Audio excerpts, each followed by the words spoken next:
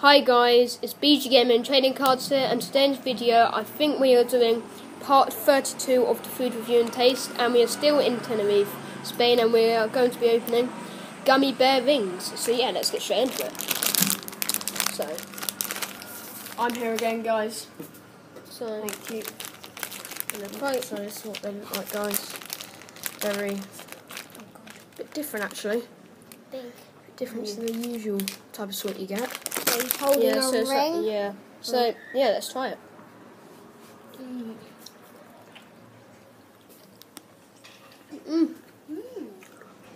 Decent.